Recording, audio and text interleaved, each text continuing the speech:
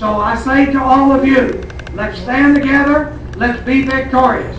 God bless all of you, God bless America, and God bless organized labor. Solidarity, solidarity, solidarity forever.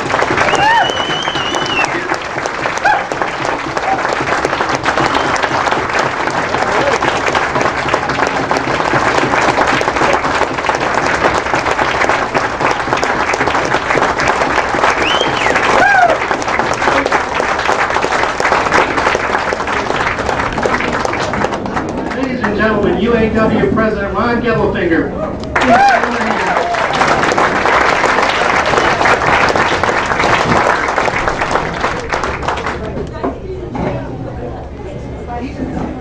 I think Mr. Gettelfinger will take questions from the audience.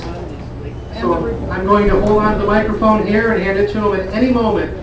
I see a question in the back there. Yeah, I know he can dwell on this one quick and fast. Right to work.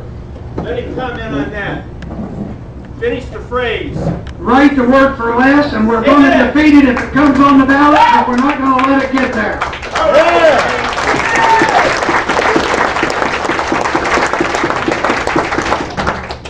Another question.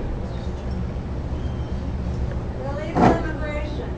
Illegal immigration. Trade them off.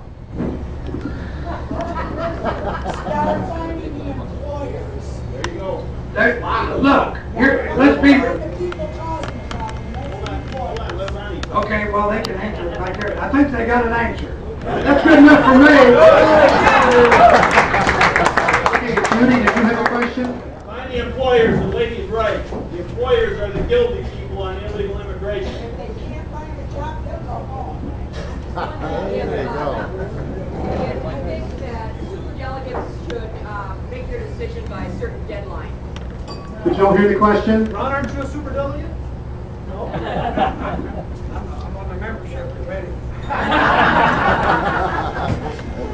Do I think superdelegates should? I think superdelegates, by law, have got a right to change their mind up to the last minute, if I'm not mistaken. And so that's up to them. That's up to each individual superdelegate. Any more questions for President Gettelfinger? I got one more for you, Ron. You know, I'm with the Carpenters Union. We've got a real unfair court when it comes to the NLRB, National Labor Relations Board. Absolutely. It seems like they turn a deaf ear to true cases with the Labor Department when we file for elections. They deliberately stalemate the elections and make them go 1 year, 2 years after the people have spoke and signed the cards to become union. They failed to bargain in good faith. And you can comment on that if you want, and how we change that. That all goes back to one thing. What? Politics. That's electing a friend in the White House who will put fair and responsible-minded people in those positions. And let me mention this to you. You mentioned the board and elections and organizing. And yes, organized labor is taking a real hit. No question about it. The Congress of the United States, in the House, the Employee Free Choice Act passed overwhelmingly. It got the majority of the votes in the United States Senate. The Republicans called it a filibuster, and the president had promised he would veto it. But just like the appointees, there's no question about it. Everything is on the side of the employer when it comes to organizing drives. The laws really haven't changed. It's just the people that's in place to enforce them. Thank you. One more question, Joe. Yeah, would you mind commenting on Michigan Supreme Court and the importance of voting the bottom of the ballot? That's what we like to remind everybody. Don't forget the bottom of the ballot, the nonpartisan races, because the judge elections are critically important.